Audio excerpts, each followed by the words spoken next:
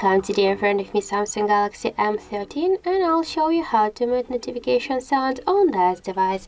So let's just first open the settings and after that tap on the sounds and vibration. Then you'll see here volume panel, and now just to mute a volume section with our volume panels, and to mute device notifications we should slide this blue dot to the left side with our finger. And that's it. Also, we can do this by the second way. Just press up or down volume button, that doesn't matter. And after that, click here on the three dots and you'll just launch the volume panels.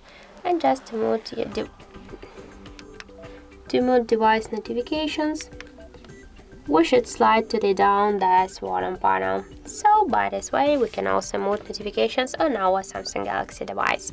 That's it. Thank you for watching, and if you find this video helpful, don't forget to leave a like, comment and to subscribe our channel.